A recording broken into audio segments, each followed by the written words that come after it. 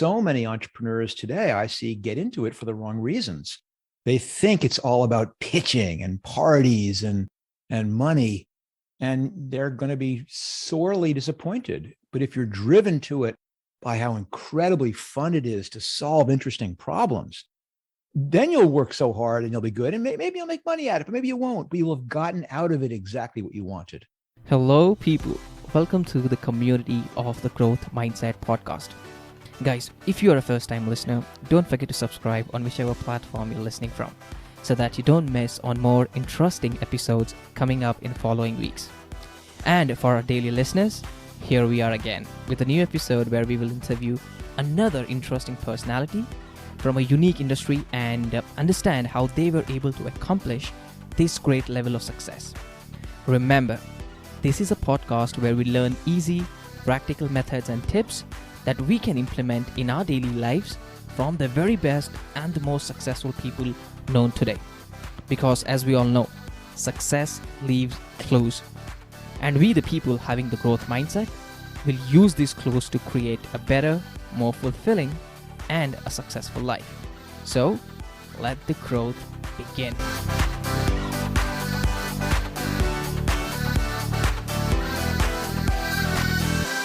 First thing first, Marc, thank you so much for taking your time out and joining us for the Growth Mindset podcast. It is a pleasure to have you here. It's a pleasure to be with you, Irshad. Thanks for having me. Awesome. So, Marc, a lot of my listeners already know you because I personally seen a lot of my followers kind of, update your quotes, upload their quotes on their stories. So a lot of people will know you. But, I just quickly wanted to give all of my listeners a quick heads up that Marc is an author. He's the co-founder of Netflix. And today we'll be talking with Marc to kind of get an understanding as to how he was able to build his own business, and not just one business, but multiple businesses. And what can you do as an entrepreneur to basically succeed in this space? So first thing first, Marc, let's start off from your story. How did you get into the space of entrepreneurship? What was your first idea that you worked on? Well, I was basically doing this before I knew there was such a thing as entrepreneurship. I mean, this is not necessarily a career choice. It's not something I studied in school or read books about. It was more, I would say it's a compulsion.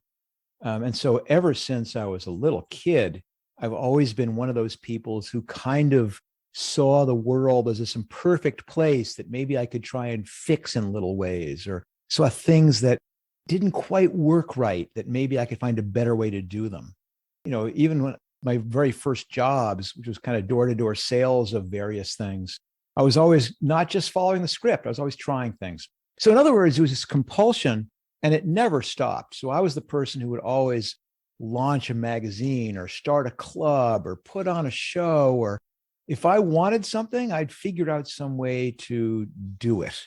And the reason that that's important is that when finally there are these opportunities to do it in some commercial manner, in other words, in a way that actually was doing it to try and make money at it, I had already been doing those things for years and years and years. Because fundamentally, what I was doing then was trying to enlist people to help me with something which seemed on the face of it to be irrational. I was asking them to leave more secure positions to come do something risky. I was trying to tell them, here's where to go, with great confidence and clarity, even when I may not have been so confident or clear about it myself.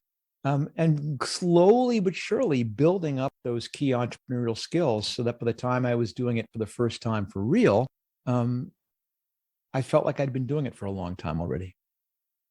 But if you want me, I'll answer the question really quickly, which is that of what the first one was essentially after a string of really random, weird jobs, I ended up getting this job as, I guess now you would glorify it by calling it chief of staff to the CEO of a music publishing company.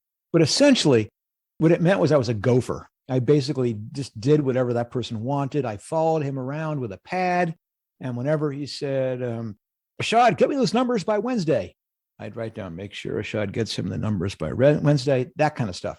But this company, which produced sheet music, for musical instruments and things, had all these divisions. And one of the divisions was a mail order division. And that's a gross glorification of what it meant to be a division.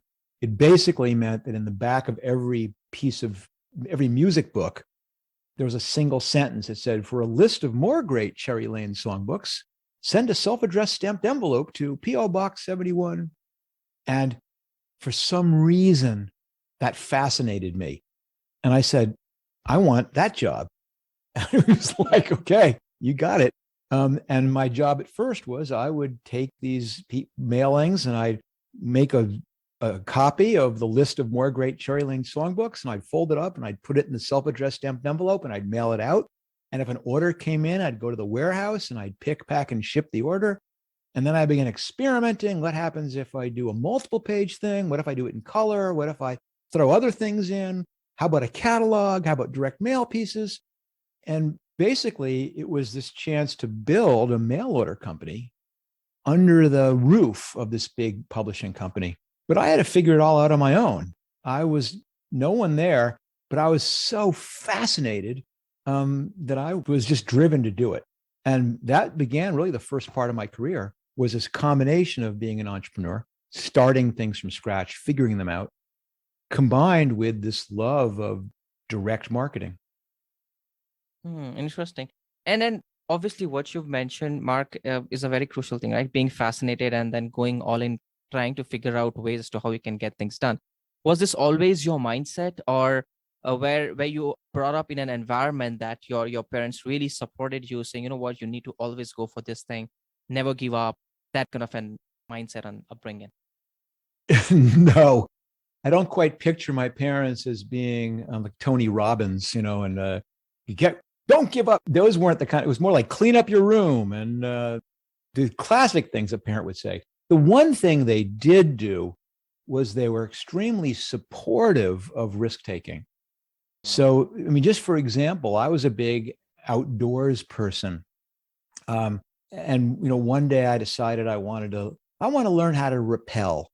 And rappelling is that process, for listeners who don't know, where basically you're sliding backwards down a rope, down a cliff. It's the way that mountaineers descend. And I thought that looked cool. And I go, I want to learn rappelling. And I told my dad, I want to try rappelling out of the big oak tree in our backyard. And then here's the thing. Rather than him going, what are you, out of your mind? You're going to break your arm. You're going to get hurt. Get in there. And he goes, oh, that sounds fun. I think I have a rope in the garage you can use. Another time I said, I think I want to go caving with my friends. What are you, crazy? You get killed in the cave. It's too. He goes, oh, that sounds cool. What time are you going to be back? It just taught me, supported this natural curiosity that I think all people have. And what happens is that risk-taking over time gets squeezed out of you. I mean, I don't know what I imagine probably the educational system in India is even worse, but certainly here in the United States, there's already this competition. You have to get into the right preschool, and then you have to get good grades when you're still 10 years old so you can get in the right high school. And then, wow, you had better do amazingly well to get in the right college. And so what the smart kids learn how to do is deliver what the teacher wants. So all of a sudden they say, choose a topic for your essay. And they're going, oh boy, this would be really interesting, but I won't get a good grade if I do that. I'll pick the one that I get a good grade on. And little by little, you train generations of people to follow the rules. And I think the lucky break that I got as a kid was my parents never put that pressure on me.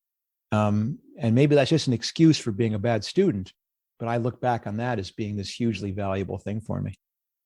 You're right. I mean, in India, when it comes to the education system, it's pretty much the same from the time a kid is born, right? People are kind of like, I want this to be an engineer, a doctor, he's going to be a lawyer. That's how even it's working out in India.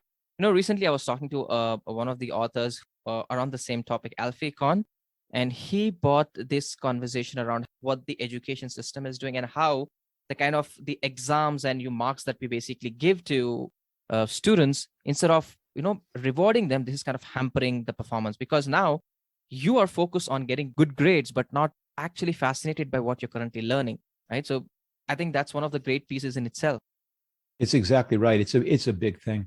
The other interesting thing that I'll say, since we're talking about upbringing and how it shapes your as a career, I was really lucky that I grew up in a fairly affluent town. I guess we used to call ourselves middle class, but looking back, now we were rich. But the thing that I say was great was not because of the fact that I had enough to eat and all the things, of course, I'm fortunate about, but because I saw in this town of very rich, powerful people how unhappy so many of them were, that they were, captains of industry, made millions of dollars, and they're divorcing or their kids wouldn't talk to them. And what it did was it broke the connection between that money somehow equals happiness. And which, as you know, also, I'm sure, even probably even worse in India, the media relentlessly pounds into you that if only you had more money, you'd be happy. If only you had the nicer car or the better clothes, you'd be happy. And that never happened to me. As a result, I've always been completely comfortable following my curiosity. And so, and I've never been someone who said, I'm going to do this because it will make, there is obviously in the higher levels of entrepreneurship, which I've been playing in for the last 20 years. Yes, we take investment money from a venture capitalist. Your obligation, of course, is to make money for them. But in terms of what I start with, it's always curiosity driven with no thought to trying to handicap, could this make a lot of money or not? So rather than your end goal being to make a lot of bucks, it's basically what you're really passionate about, what you're really curious about, and letting that drive your conscious around where you should be moving in the first place. And guys, you're hearing this from Marc Randolph himself. So take notes. It's one of the reasons that I was so interested in talking to you, because this is what makes a fulfilling life, is focusing on what you're doing now and finding enjoyment out of the things you're doing every day, rather than being driven by some external goal, which is perpetually receding over the horizon. And so many entrepreneurs today I see get into it for the wrong reasons.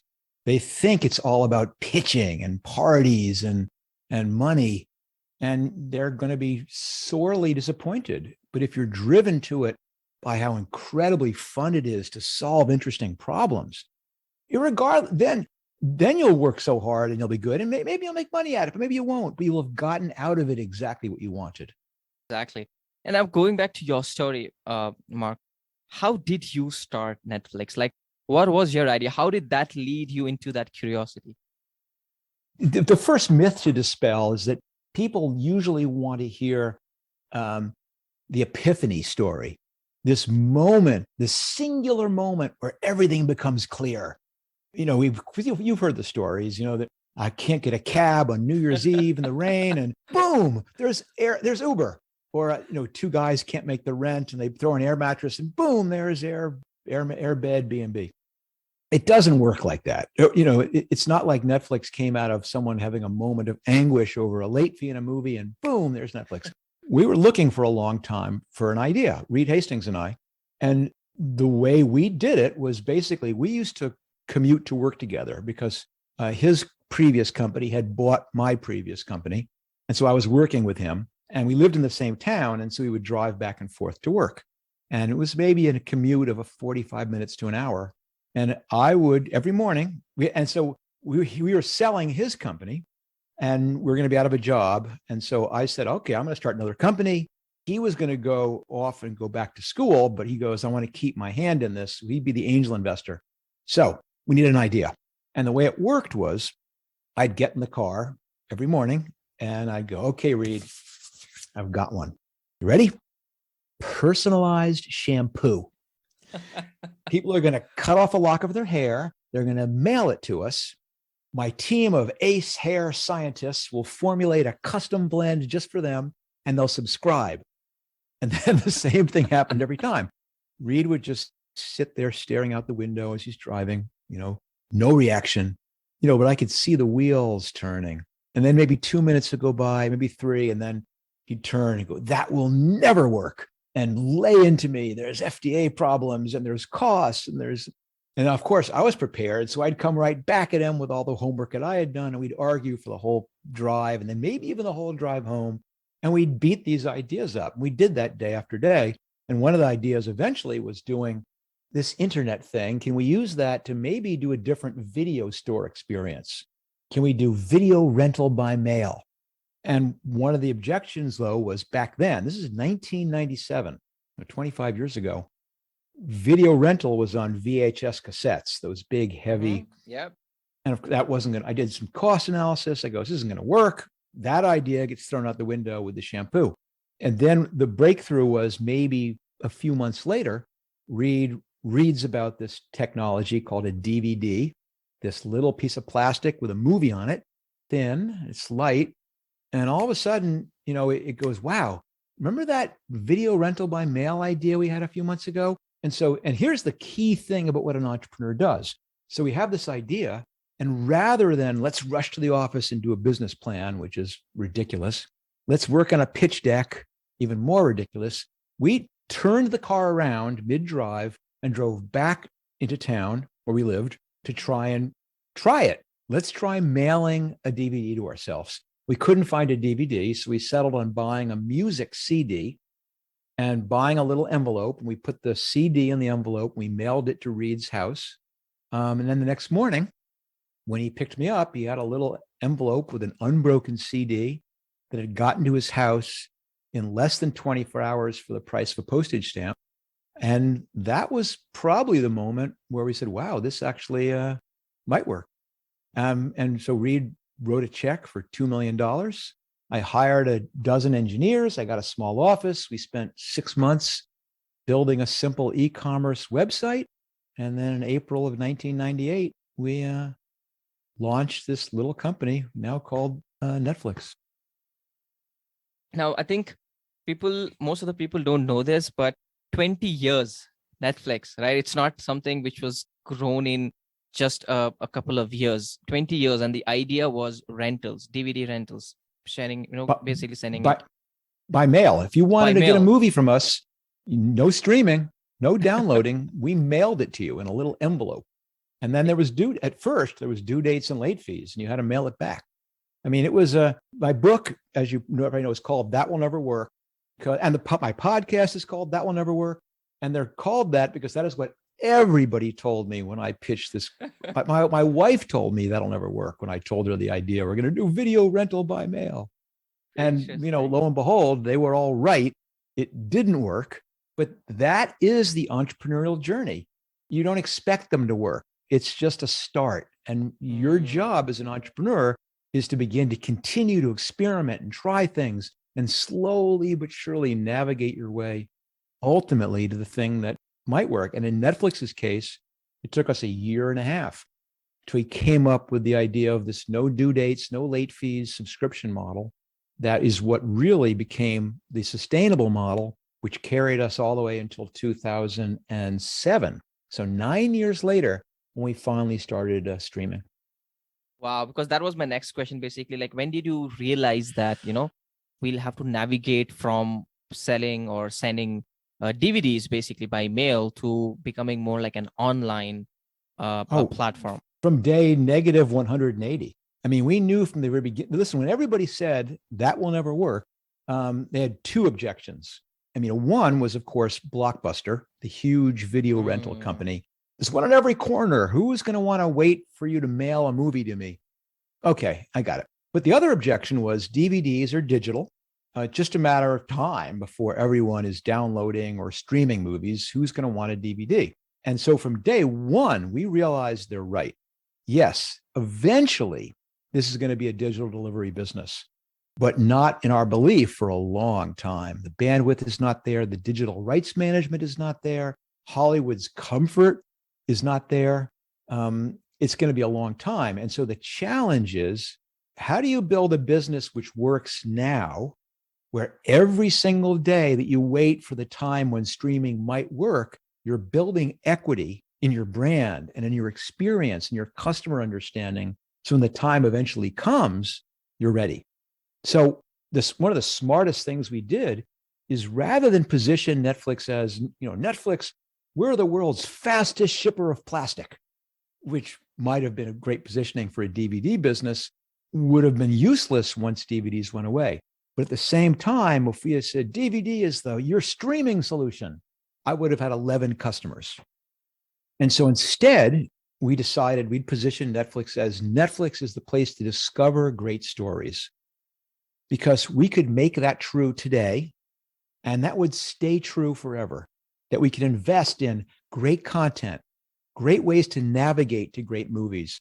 We could build an algorithm to predict your taste. We could continue to invest and invest and invest in how customers thought of us, because it would work when we shipped you a movie in the mail. And then once we said, well, would you like us to stream it to you? Well, yes, please. And then it'll work 10 years from now when I don't know what it'll be like. Maybe we'll beam movies telepathically into your fillings.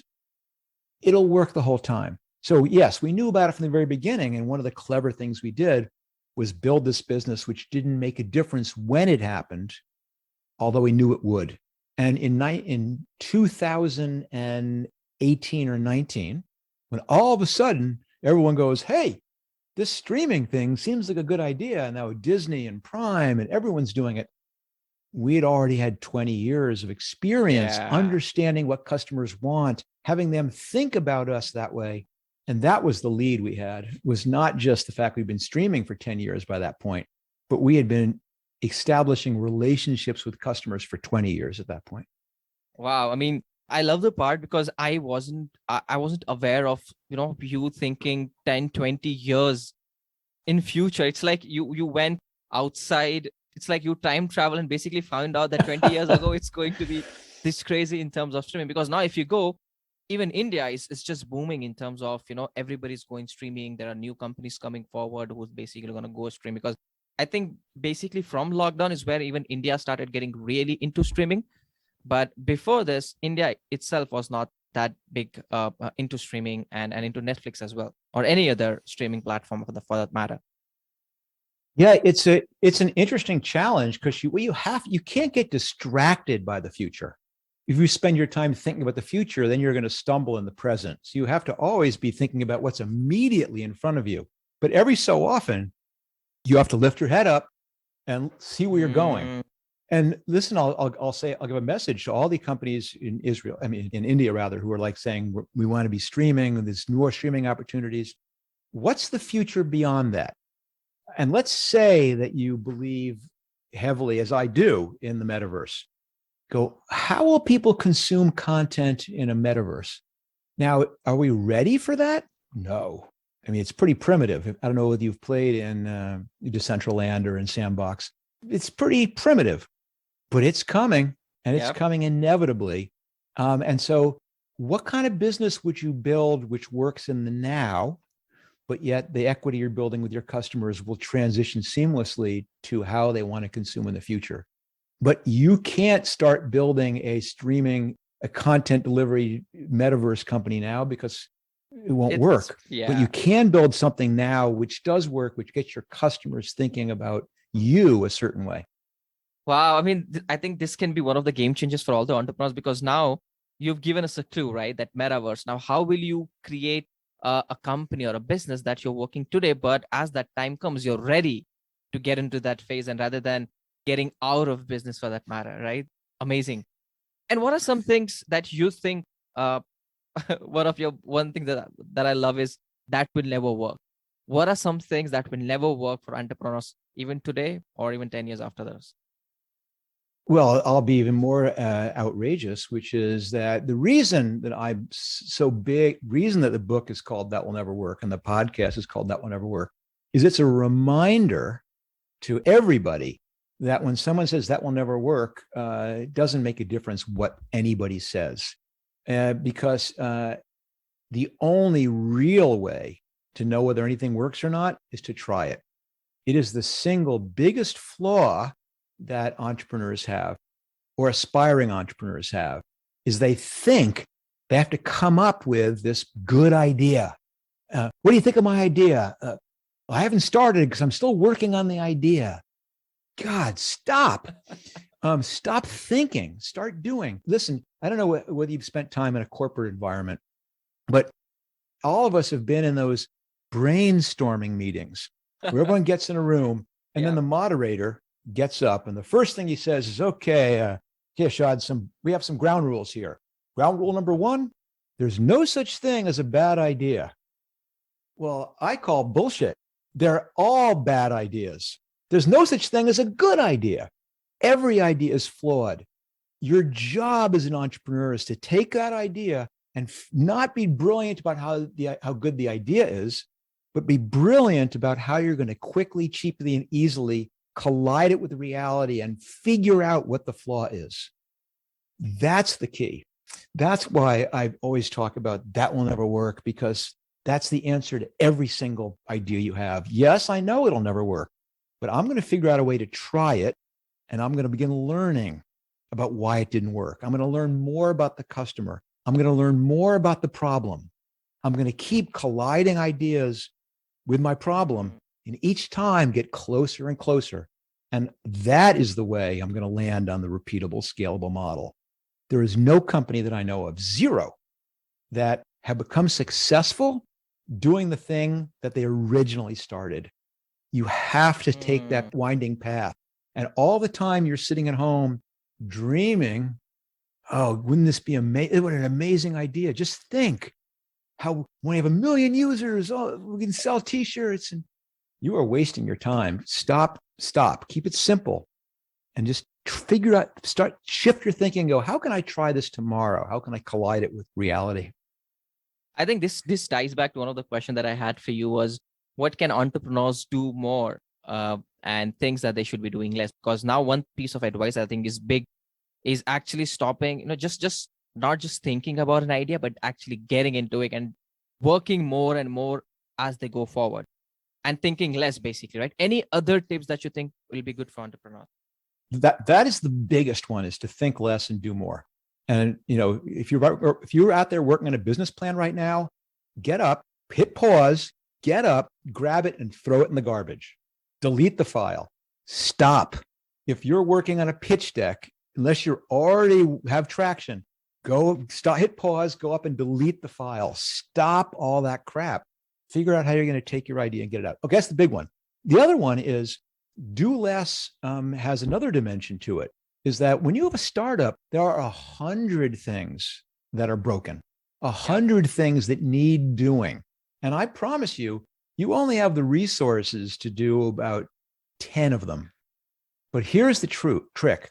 Of those 100 things that are all on fire, all crying out for your attention, oh, Irshad, we have to get this done. I promise there's 2 of them that if you get those 2 right, all the rest won't matter. It is like triage. The vast majority of them are going to be fine if you ignore them. Another big group of them are so broken that no matter how much time you put into them, you're not going to make any progress. There's a small subset, 2 or 3 things that if you fix those, it'll make the whole business go. And your skill as an entrepreneur is twofold. Number 1, to figure out what those 2 things are. And then number 2 is once you focus. You do not get distracted. You look around and go, why is this person spending time on this? We don't need that right now. Work on this. If you are doing it by yourself and you only have a certain number of days because you're doing it after work or after school or on weekends, are you focusing on the 1 or 2 things you have to get right? Big, important thing that you learn as an entrepreneur, to basically ignore most things and focus on the 1 or 2 that'll really make the difference. Wow. And one other piece that I have, this has come up with people that I personally particularly hang out with, a lot of entrepreneurs. Now, when they are starting up the business, they're more concerned about, okay, the investment. We need investment. We have idea, but now we need investment, some angel investors coming and funding. But when do you think is investment right for an organization versus once for a startup that just go for it, man, rather than looking for an investment? See, it's the tragedy about all the entrepreneur porn you watch on TV, which is, Shark Tank and things like that. I mean, because what it does is basically make it seem like the only thing that's important about being an entrepreneur is pitching your idea and getting someone to give you money. And in fact, rule number 1 is don't run out of money, but it's a tiny, tiny piece of what you actually do. And quite frankly, there's a time for it. And the time is not the idea phase. Again, I don't care how brilliant your idea is. What I care about is how brilliantly you can figure out a way to collide that idea with reality quickly and cheaply and easily. And I expect you to do that on your own, which means it's back to that focus thing. No, you do not need to hire a big staff. You do not need an office. You do not need to build an app. All the crap you think you need, you don't, in order to prove whether your idea is actually a good one or not. You eventually want a repeatable, scalable model, but right now it doesn't need to be repeatable or scalable. Don't build the app. Demonstrate it works with a yellow pad or 3x5 cards. Do everything by hand. And what I want you to do is come back to me and go, I've been doing it by hand for 2 months. I'm losing my mind. I am going crazy, but wow, I'm onto something. People love what I'm doing. I mean, they're telling their friends. The people who started doing it once are now doing it 3 times and 5 times. I can't keep up. I'll go, okay, open up the chute. I'm going to shovel some money in, because that person knows their business. They found the there, and now they're just looking for the money to build out and scale it. And it used to be, back when I was a lad, back when we started Netflix, it took 6 months to prove that stuff, because there was no way to do an easy website or do easy payment solution. You couldn't try stuff easily. So then, yes, we'd go in with a PowerPoint and we'd wave our hands and go, imagine if you will. That doesn't work anymore. Now, I don't care about imagine if you will. Tell me about your traction. Tell me what you've demonstrated that there's a there. Give me the examples of how you know this is a good idea. And what I want you to be saying is, well, I've been doing it by myself in my kitchen for the last 4 months. And now I understand what my customer acquisition costs are. I understand my lifetime value. I understand the average order size. I'm going out of my mind because I'm doing this all manually. I need some money to hire an engineer to build out some infrastructure so that we can grow. I need the money because I've been selling myself. I've been going door to door. And I think I'm ready. I understand what the pitch is. I understand what the lead product is, and then how to land and expand. I know I want some money to build a couple sales teams. Those are the things. That's when it's ready to raise money. The reality is, when you go to someone and ask them for money, they may tell you, oh, shall we believe in your business, in your vision? We believe in, they may believe in your vision, but they also believe in something more important, which is they want their money back. Absolutely. And ideally multiplied by 10 or 100. And if you don't really know what you're doing yet, you are dead before you started. Don't raise money until you're ready. Wow. I mean, this was something which has come to me today. This is something that I've learned personally, and I'm sure this will benefit a lot of listeners that are listening to us, because here, instead of we just thinking, at the moment you think about an idea, you think about, how can you raise money to basically grow it? Now you're actually getting your hands dirty. You're actually getting into that and saying, okay, does this actually work? Will this work? And does this have the kind of thing that I think, the market actually needs this or not in the first place? And then once you think a little bit, that this is working, is when you can actually ask to scale. Yeah, it's interesting on my podcast. It's not like yours. I don't speak with people who've done it before, because you do that better than I could ever do it. What my podcast is actually mentoring early stage people. And the reason I bring that up is because it's really easy for me to say things like, just figure out a way to collide your idea. And everyone goes, well, I get it conceptually, but how? And it's really valuable sometimes to listen to me walking another entrepreneur through how do they take this idea, which seems like, no, I need to build an app. No, you don't. Let's talk about how you could get some validation going here without it. So there's a real value in watching how I go through that thought process. So I don't want people to think it's as simple as going, it's not simple. It's a tricky skill, but I will not back away from say it's one of the most important skills that you can as an entrepreneur develop. And guys, I'm going to include the link of Marc Randolph's podcast as well, so that you guys can go and basically learn how Marc is kind of bifurcating those, dividing those into smaller pieces so that you can digest that. I know we are coming to the end of the interview, but there is two questions that I do want to ask you, Marc. In the conversation, this topic came across where you said one of the rules is never run out of money.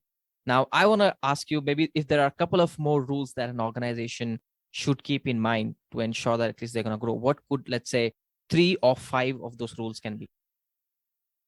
So probably another big one is culture matters a lot. And people sometimes think culture is something they can think about later. And that's not true, because culture is observational. It's not aspirational. It's not something you design by putting together a spreadsheet or a poster for the break room. Culture is how you behave. And how you want your company to be is going to be by how you behave, because everyone's watching you. And the reason it's so important is when you have your first 10 employees, yes, the 9 of them are watching you. But when you get your next 90 employees, they're watching the first 9. And then the next 900 are watching the first 100. And so if you're not being really careful to identify, oh, well, this person doesn't really model our behavior, but God, he's so talented. Bad idea. Because then all of a sudden you can be telling, we stand for, we have a no assholes rule. Oh, except what you're really saying, you can say that as loud as you want. But what you're doing is saying, except when someone's really talented. And then that's different. So don't run out of money. It's just that's for a later stage, really, is make sure you're always thinking about making sure you don't spend more than you have. But the culture one is a much, much bigger, much more important one. I mean, certainly number 3 is like always be focused on the customer. Don't be scared to walk away from what's working now to focus your time and attention on what's going to be working in the future. Because in the future, the customer is not going to care. Well, I had to do this because I had some distributors that would have been really mad at me. Oh, I had to keep doing this because my top salesperson would have quit if I had done this. Customers don't care. They'll go somewhere else. You've always got to be willing to cannibalize your current business to ensure that you're viable in your future business. There's a good handful. Now, one last question that I do want to ask you, and this is more on the lines of you basically visualizing and imagining. Now, you eventually touched upon this at the beginning of the interview, but basically where your money or success is not tied to your success, basically is not tied to money and your fulfillment there, right? Because that's what the social media, a lot of everywhere you go, right? That's how it is shown, like the big cars, big bungalows, a yacht, and that's success. But now what I want to ask you is, if you had to give, let's say, 2 advice to all the listeners out here right now, one to grow professionally and the other to grow personally, right? What those 2 advice will be for them? It's a trick question. Personally, of course, is way more important. I mean, if you had asked it a different way, what's more important, your business or your family? I mean, that's just a way of, and most people would go, no, God, my family. So the thing you have to shock someone and say, then are you acting that way? And with most people go, God, it's easy to say those things. It's really hard to do those things, especially as an entrepreneur, which is 7 by 24. And you have to recognize that what is the priority and am I going to behave that way? And that's personal. You say, okay, when you're dying, what would you rather have? Would you rather have spent time pursuing some of your hobbies and your personal interests or building a big business? And God, most people go, gosh, no, how unfulfilling would that be to be now? Are you acting that way? And so, the thing is, I was lucky that I worked like a dog during my 20s. And then I kind of had my revelation that this is not, I love it. Well, I wasn't working because someone was forcing me to. I loved it. But I go, this is not the basis of a very good relationship with my girlfriend, who's now my wife. I go, she's getting leftovers. That's not how I want this relationship to be. I was a big outdoors person, and I wasn't getting outdoors. And I went, this is not how I want my life to be. And I decided, I won't say then and there, because it took a few years to build it, that I had to reprioritize things. That the more important thing for me was going to be ensuring I had a long-term relationship with my wife, that my kids grew up knowing me and liking me, that I had time to get out and climb and mountain bike and ski and surf and all the things that I know make me whole. And it's funny, when I look back now and 40 plus years as an entrepreneur, I've had 2 billion-dollar companies. I've had I have 3 IPOs.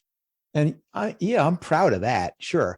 What I'm prouder of, totally sincerely, what I'm way more proud of is that I was able to do all that while staying married to the same woman, and having her remain my best friend, while having my kids grow up knowing me and, as far as I can tell, liking me, and still that whole time being able to get out and climb and backcountry ski and mountain bike and surf and do the things which I knew were important to me. That is hard. And that I'm proud of pulling off. Honestly, I do a mic drop there, but my mic band, and so I can't. Doesn't work as because well. that was the response. Because I've interviewed a lot of people on my podcast, but oftentimes I've got an answer to how they can grow personally and professionally. But this by far has been an answer wherein you walked your talk, right? For example, what you've just summarized, being prouder of what you've accomplished professionally, but also tying it up personally, saying, you know what, I'm ensuring that this is in control as well, rather than succeeding in one part of your life and you have to compromise on the other. But you ensure that, you know what, I grow in both the phases, which was an amazing feat in itself. Guys, if you're really looking forward to grow and you want to have a better purpose, I think Marc is a great person to be the kind of value system. I know there are so many questions that I have on top of my mind, but I know because of the time, we're just running out. But yeah, eventually, when the time permits and if we get another opportunity, we definitely will. But, specifically leaders like you, it's very interesting to get what your value systems are, right? Because how the kind of decisions we make professionally or personally, the kind of value system we drive from, that gives us an idea as to, where is our attention going? Where is our action going? And that can help audience understand, okay, if I have this value system, let's say, as you said, if you just focus on entrepreneurship, growing your business, then are you actually taking care of your family? Because then your value system is different than what you actually want, which is an amazing. So Marc, I really appreciate you taking a time out and joining us on the podcast. It was an honor to have you here. Oh, this has been really fun. And I hope it helps. And, obviously it's not a lot you can cover in half an hour. So again, there's a lot more stuff that I talk about in my book and certainly on the podcast. So Thank you for mentioning them. And listen, good luck to you and to everybody out there. This brings us to the end of this episode, and hope you at least had one takeaway from this interview. If you have any questions or want to talk to me personally, you can find me at www.silawathirshad.com. See you soon.